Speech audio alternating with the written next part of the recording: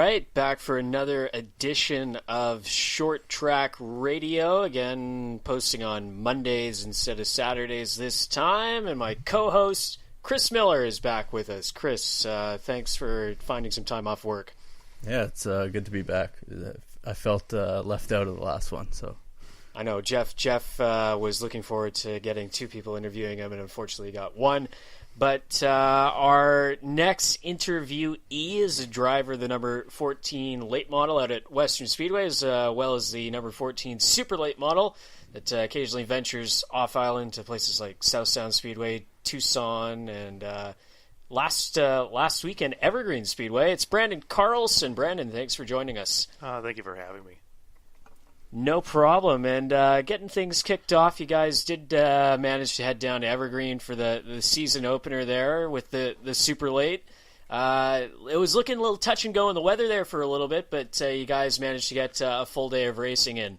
Yeah, it did not look good, and had I not had the help to get down there from the promoters and staff, great people at Evergreen Speedway, we probably wouldn't have taken a chance, but...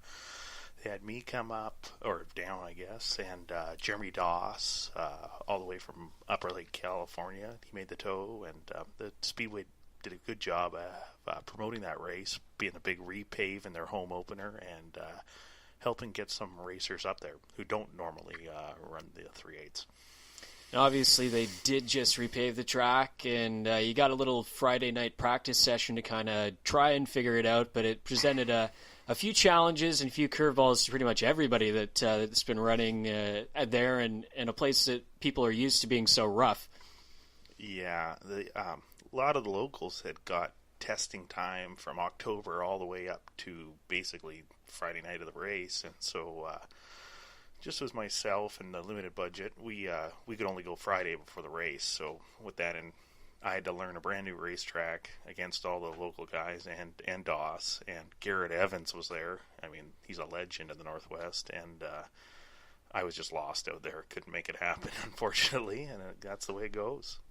Yeah, obviously some pretty stiff competition there. The super late model, that thing's kind of fun, and maybe explain to some of the casual fans here the difference between kind of the limited late model sportsman cars you run here at Western and the super lates that run off island.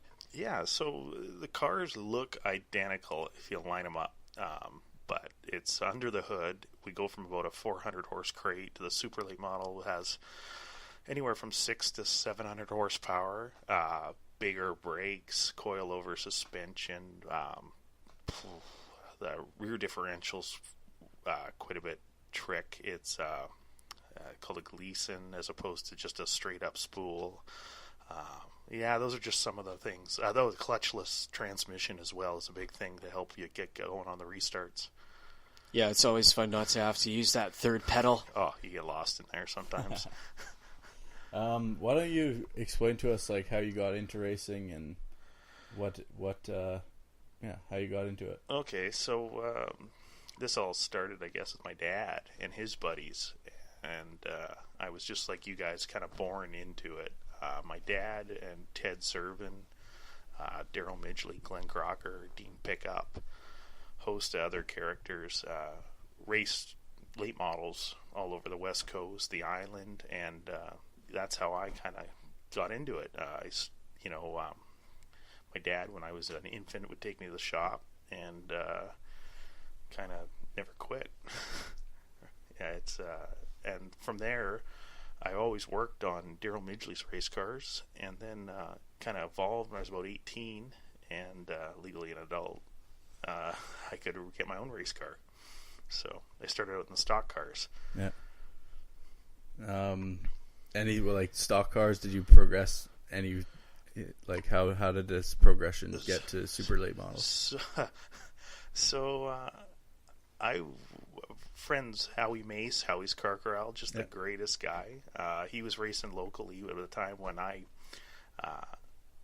was getting into coming out to Western Speedway all the time in the early 2000s, and Howie just needed some help, so I just started helping him wrench, breed brakes, just work on crew guy stuff. Yeah. And then turned into one practice night. You want to try it?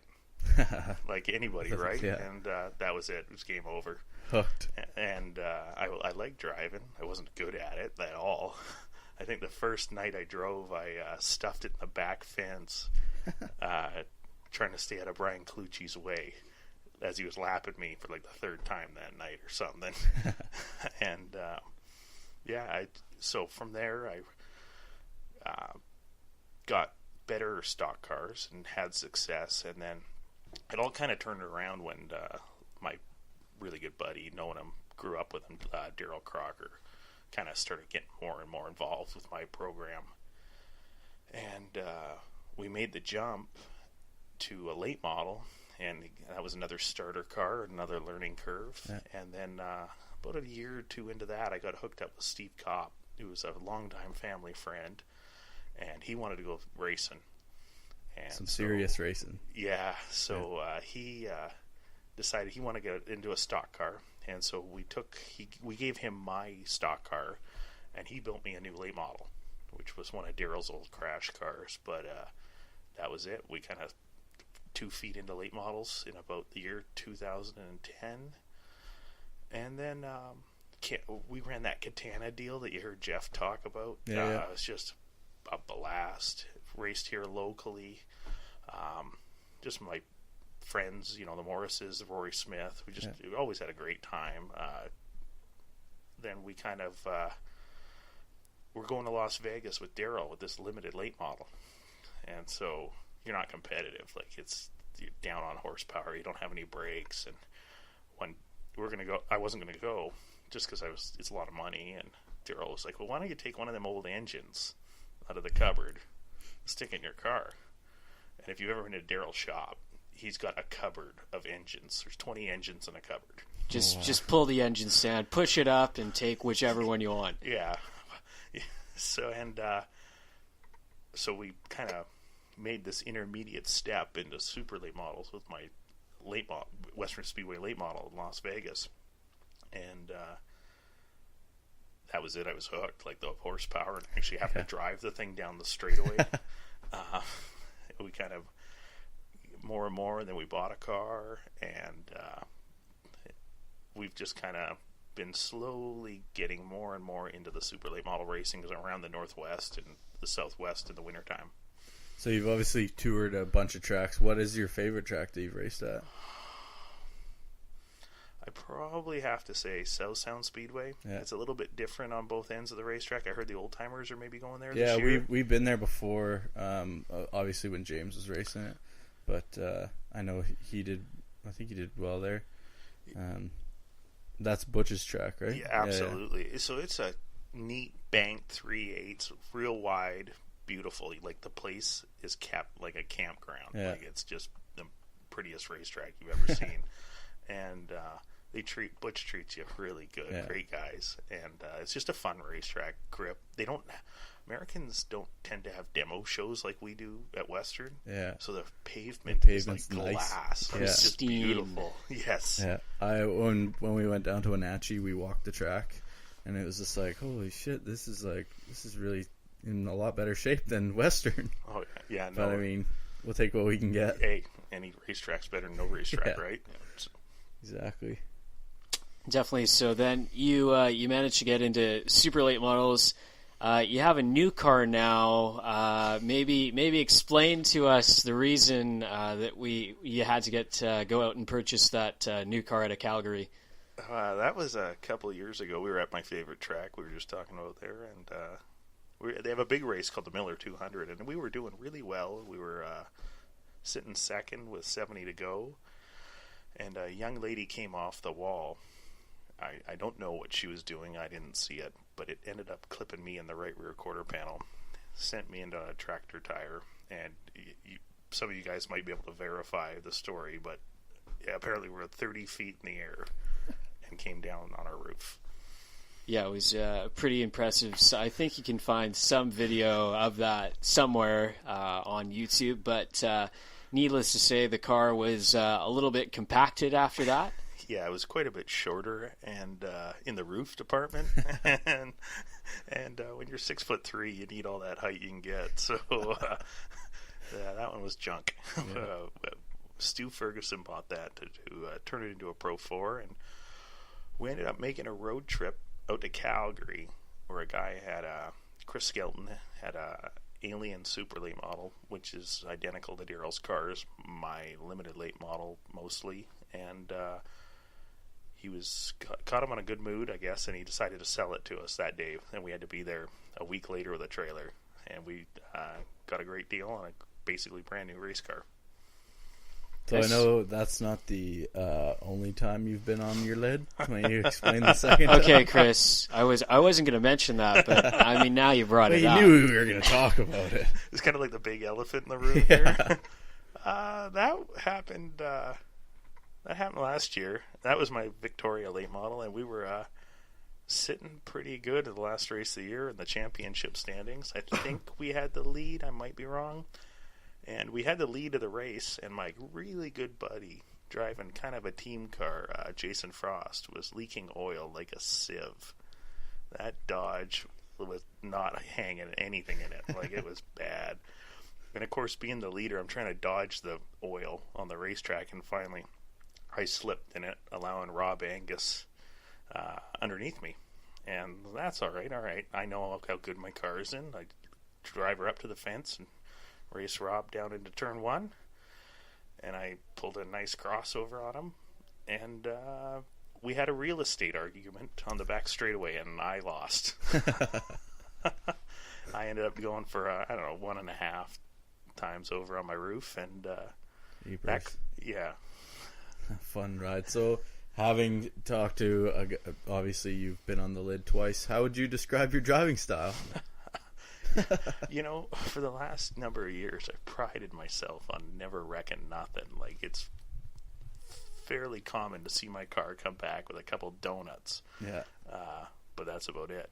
Lately, it's all kind of caught up. And I've seriously hurt a couple cars here in the last little while.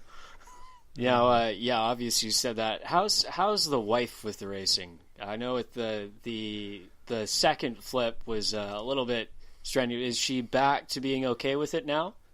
Does she have a choice is a better question. Well, she hasn't picked that fight just yet.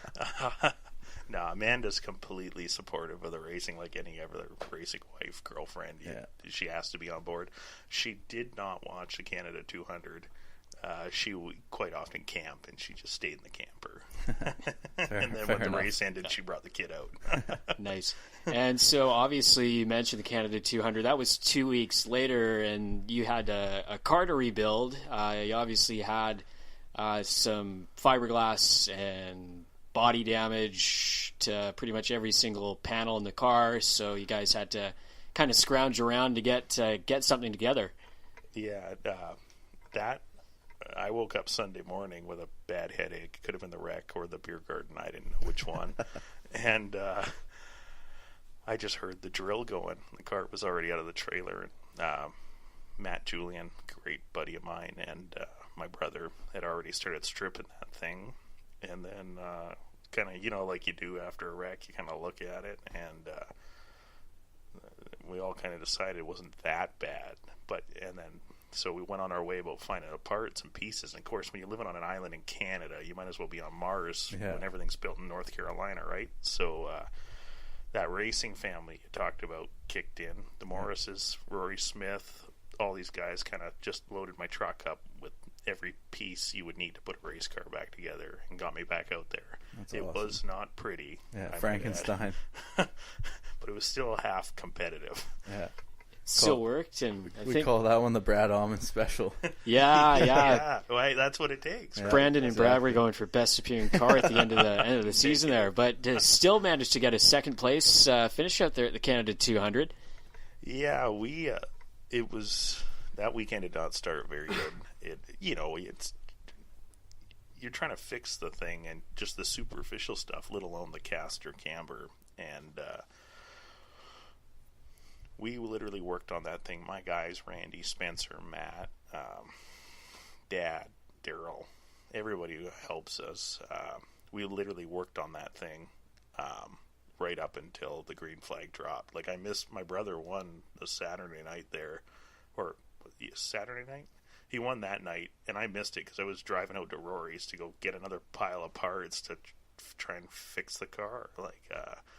But by the time the green flag dropped, we led first 80 or so laps, and then we weren't the best car. We just kind of bided our time and raced Dave Hemrick for another 30 or so laps and had to settle for second. A little frustrating because I knew what the car was 2 weeks prior, and it just wasn't the same after that.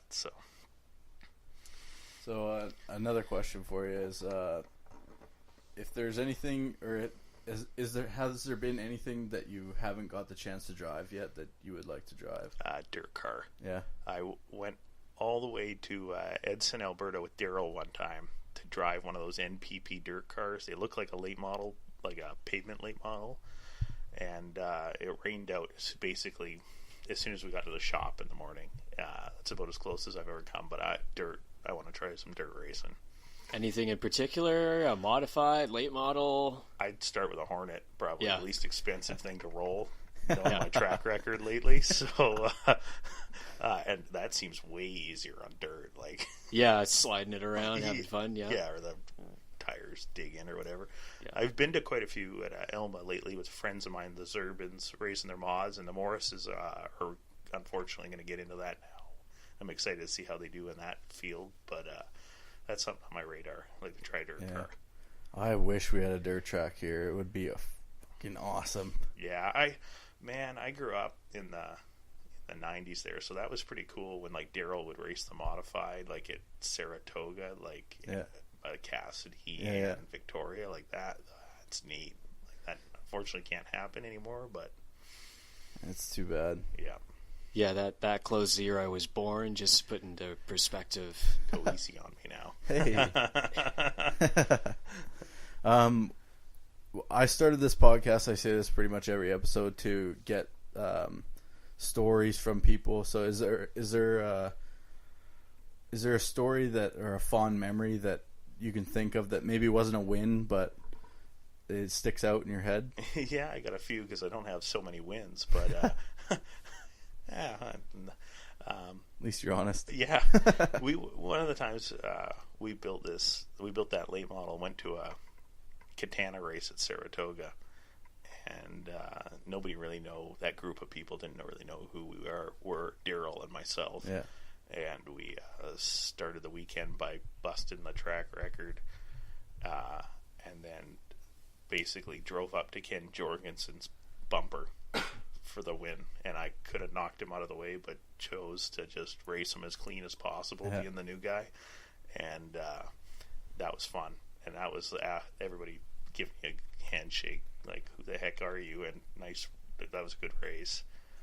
And then probably the other one, we went to Las Vegas with that late model in a big motor, and we qualified pretty good. We were in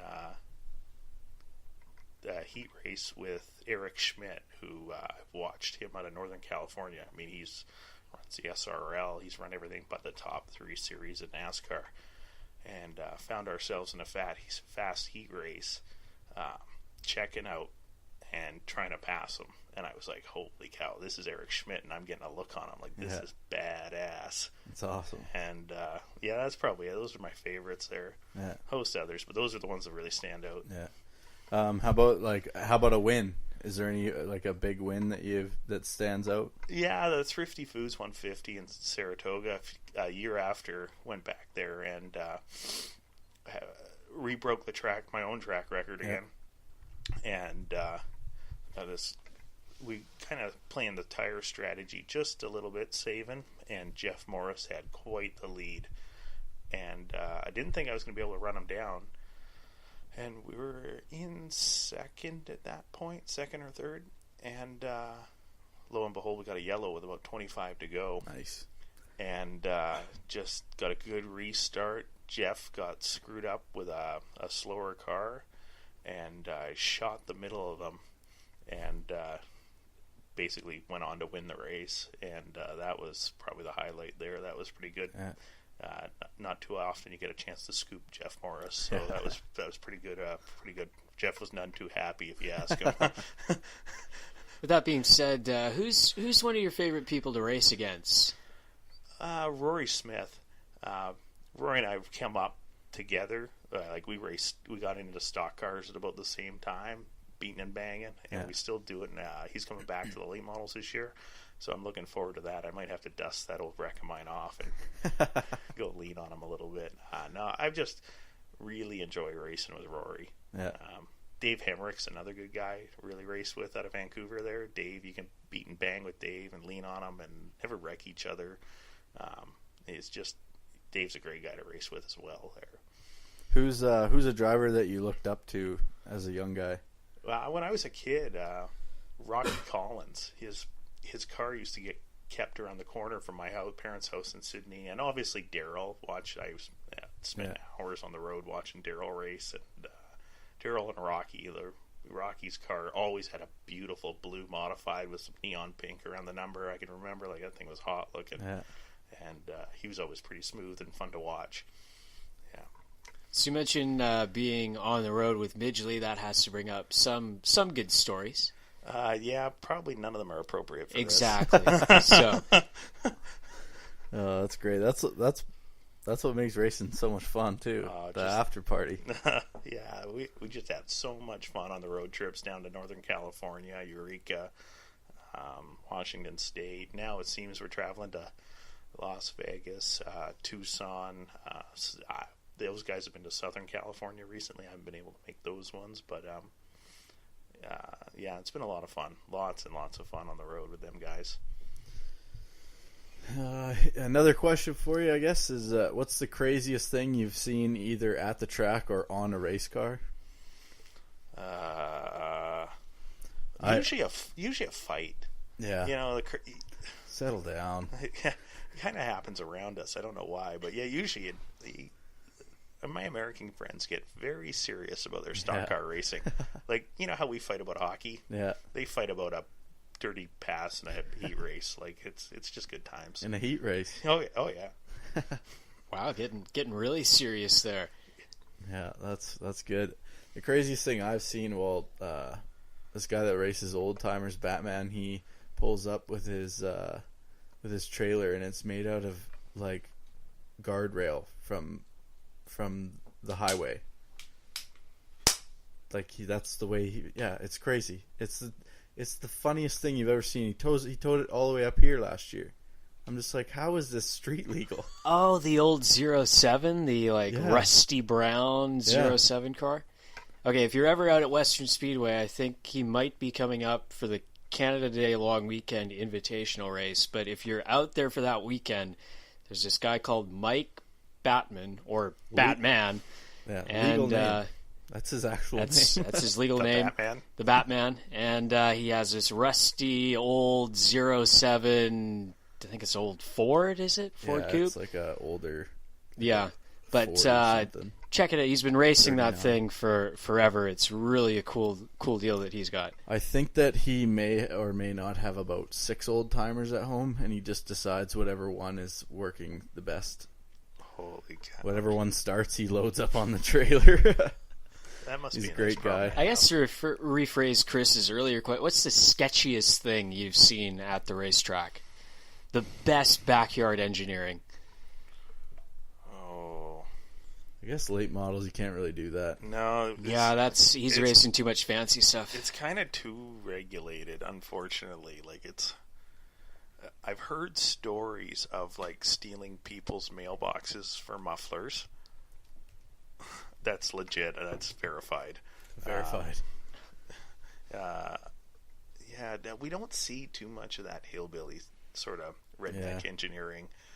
That's unfortunately the problem with super late models. Is it's expensive stuff. It's ridiculous, is what it is. The expensive stuff. With that being said, do you think it might be a little too regulated in some things, or it gets a little too black and white? And the regulation is good, but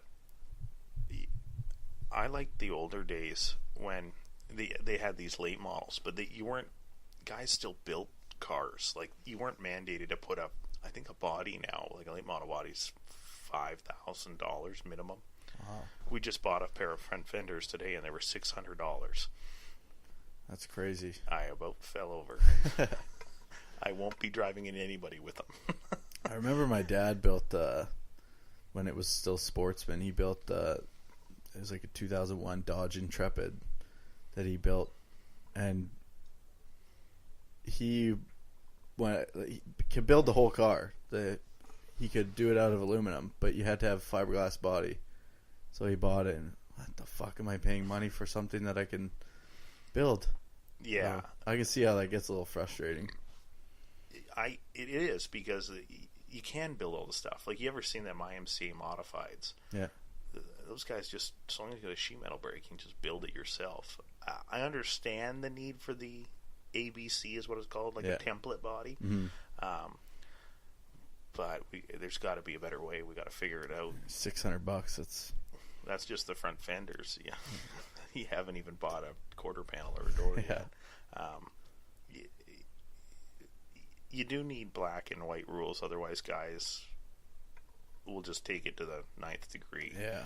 And ruin it. That's what you see in sprint cars a lot of the times, especially with the titanium, is people go nuts. That's exactly it. Guys, it's just so much cup technology is filtering into the super late models that it's, the bump stops and the aero. Like, guys like Kyle Busch come bring their NASCAR cup technology into super late models, and that's what you got to race against. Yeah. And you're just a low budget race team from Vancouver Island. It's like, that's okay. exactly it. Yeah, it's ridiculous. That's just one side of it. Then you go to the races, and guys are stickering up every time they go on the track. Yeah, that's crazy. It was a breath of fresh air at Tucson this winter in January, where we ran 3 nights in a row, and they only sold you 4 sets of tires. So everybody was on the same playing field. You didn't have to race against guys who bought, 20 tires. Everybody had the same amount. That's a good idea, because, it's at that point it's the most money wins, and that's it. It's less fun like that. Yeah, that's where Western's done a good job, I think, with the keg series. Yeah, like the 4-2 sort of thing. They try and keep it affordable. Otherwise, you just tire up every chance you get, and then it just ruins it. Yeah. Yeah, obviously lots of costs associated with that. Not everybody has a nice toter home and stacker trailer and everything to roll out of and camp out of. But what are some of your plans for the 2018 season? Keeping it local, or hitting up 1 or 2 off-island events? We probably, for the first time, you won't see me around, unfortunately, as much. We need to replace that car, and Ted's just been way too busy building those dirt modifieds to free some time up on his jig to build me a new pavement car. So we'll probably run the super late model as much as we can afford, probably 3-4 times. Probably try and hit that big summer showdown race, test it Western, and attempt that race. I don't really have any firm plans. My little brother bought a late model. He's kind of graduating from the street stocks into the late model division too, so we'll probably try and get that car out there. What are the odds you jump in there? Oh, we'll see. If you'll fit. Yeah, we're a bit of a size difference. Yeah, how cool is it with Spencer stepping up into the stock cars to kind of have the brother team aspect and watch your brother kind of progress through and gather up some wins in the number 41 stock car? Yeah, no, I was just so proud of him. The kid didn't pick up a wrench in life. He was a hockey player, phenomenal hockey player, and he played junior B up island, and that one day he broke his leg, and that was it. It was over. And the kid decided he wanted to hang out with his older brother. I don't know why. And he literally didn't know lefty loosey, righty tighty. And in the span of, here we are 8 years later, I can't go to the racetrack without him. Yeah. And he's just such an integral part of preparing the car to go race. And, when we're at the racetrack, he's like little Daryl's right-hand man.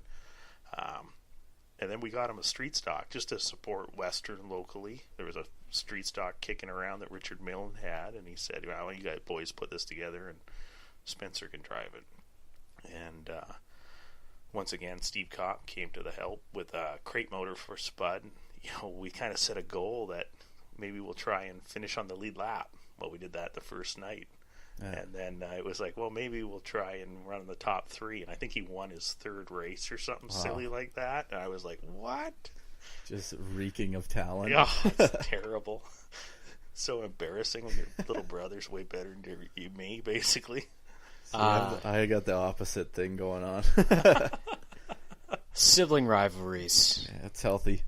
Yeah, so I mean, we sold that car, and it's going to stay on the island, which is great. Yeah, that's good. And we were able to buy another old alien car, which our buddy Jason Frost was the original owner, and then Wade Bland had it and campaigned it in Catan and on the island here, and then now we've ended up with it.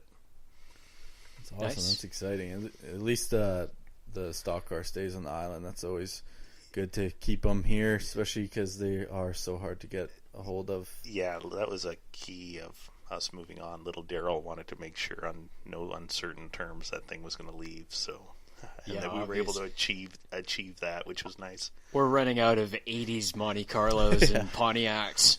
Yeah, I don't know what we're going to do there. That's a struggle for sure. So one question, I know you obviously have lots of years of driving left, but after driving, do you see yourself still being a part of racing, and if so, how? Yeah, I don't think I can kick this addiction anytime soon. I got a little brother who's obviously very talented. He just needs to find some resources to race more, which we all would like, obviously. Yeah. And I got a little boy Ryder who's 3 years old, and that kid loves racing. Yeah. Anything with cars or wrenches or being in the shop with me, he's all over it. Cool. Yeah. So car owner? Maybe. My wife would maybe like that. Yeah, nice. A little bit more relaxing on her part, but you mentioned Steve Kopp. You got a few people supporting you, and maybe want to give a shout out to some of those guys. Yeah, we got a few people. The first is Steve. He's been behind me, almost 10 years now. He helps in so many ways: truck, trailer, car, engine. The Rendals at Stanhope Farm, they've got their own number 14 NSRA team, but they're just so helpful with whether it be a set of tires or Gord Rendell does all our tires when we go super late model racing, just kind of takes care of them, and that's his job. And his brother Rod's been towing me to a few races, and just appreciate all the help. We don't have a lot of big partners, but we got a lot of help, and that's what you need to make this happen. Exactly. Same with us too. Is like we couldn't do it without our main guys. It's a team sport. It's there's one guy driving the car, but it's really you got a whole team behind you. So yeah, absolutely. And Western Speedway, Daryl gives me an engine so I can race. If he didn't have Western Speedway giving us a place to race, he'd probably need that. Yeah, definitely. He'd be a little more active in the racing scene there. It's cut back on Daryl's racing quite a bit. Yeah, we used to race a lot, every other weekend through the early 2000s, and even when I was a kid in school and stuff like that, Daryl was always racing, and ever since Western Speedway, he's taken the reins at Western Speedway. He's, you got to look after your business, and it's cut his schedule way back to just winter racing. And we still kind of get an early couple races in the spring. We're going to go to Wenatchee in 2 weeks here. Was that Spring Sizzler? No, it's the Northwest Tour opener. Okay. Same cars, just different tires. So we're going to run that, and then that'll be him. He's probably done there until I think the 4th of July. They're having a Wednesday race at Butch Benz's track, South Speedway, and he'll run that one. And then that'll probably be it to Las Vegas in the fall. Yeah, I had an interesting experience at Butch Ben's place, but we'll save that for after the podcast. We won't say that. Yay. Yeah, so again, thanks Brandon for coming on here and giving us some content to post up. Obviously, Brandon's been listening to the last few ones here. Our first guest to actually reference some stuff from the first few podcasts. Yeah, no, I could hear a couple late model rollover jokes kind of simmering in the earlier episodes. No, it's just great. You know, it's so good for people's sponsors and just to get people amped up going back racing again. So I really appreciate it. This is good on the whole for the whole community of racing.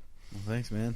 Yeah, no problem. And Chris, plug the social media, I guess? Yeah, we got Short Track Radio 1 on Instagram and Facebook, and then Miller Family Racing Miller Family Racing 71 on Instagram and Facebook as well.